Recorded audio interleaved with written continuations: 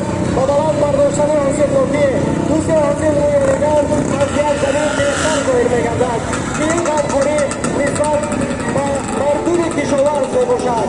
جواباً به این غمخوری‌ها در کنار شهر میوگان با مهنت ارزنده و دستاوردهای خوب مهنتی جشن استقلالیت دولتی جمهوری تاجیکستان را استقبال می‌گیرد. شرف و مهنتکشان شهر میوگان حاضرین ارجمند از میدان کارمندان جوابهای دهاتی وحدت گلستان با محصول دسترنجی خوب می‌گذارند. البته جوابهای دهاتی وحدت گلستان با سهم ارزنده خود در رشد و پیشرفت اقتصادیات شهر میوگان سهم نظررس خود را گذاشته در بخش کشاورزی بسیار هم پیشرفت و موفقند. حاضرین ارجمند واقعا هم اهل کشاورزان شهر میوگان امروزها سعی و تلاش میکنند که در هر یرمرکه چهاربینی‌ها فعالانه شرکت ورزیده محصول مهنت خود را پیشکش ساکنان شهر و پیشکش ساکنان جمهوری نماید. شرف و کشاورزان شهر میوگان استقلالت دولتی جمهوری تاجیکستان مبارک باشد.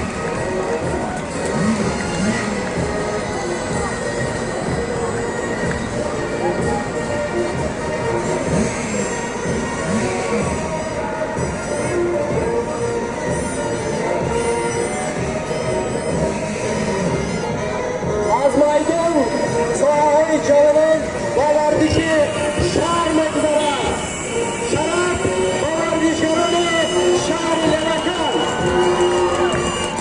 امروز در شهر یک مؤسسه دولتی مکتب ورزشی فعالیت می‌نماید که دارای یک ورزشگاه مرکزی 4 تالار ورزشی میباشد. در آنها 19 نفر مربیان از روی 11 نمود ورزش و 26 گروه کار فعالیت نموده و 344 نفر دستاوردان و ورزشگران مشغولیت‌ها می‌گذارند. با تعلیم و تربیه جسمانی ورزشگران 19 نفر مربیان دارای معلومات عالی کسبی مشغول میباشد. شرف و جوانان شهر میوگان استقلالیت دولتی جمهوری تاجیکستان مبارک باشد. ورزشکاران شهر میوگان در دوام سال جاری در 3 چمپیونات‌های آسیا در 8 مسابقه جمهوریتی و 5 مسابقه‌های ولایتی از روی نمودهای بوکس، والبال، فوتبال، بادمینتون، تکواندو، ورزش، کیکباکسینگ، سامبو، ووشو، کشتی سامبو و اینچنین دیگر نمودهای ورزش اشتراک نموده جایهای افتخاری و جایهای نمایان را سزاوار گردیدند.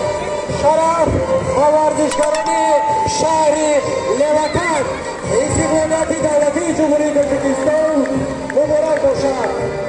فرخنده و پاینده باد استقلالیت دولتی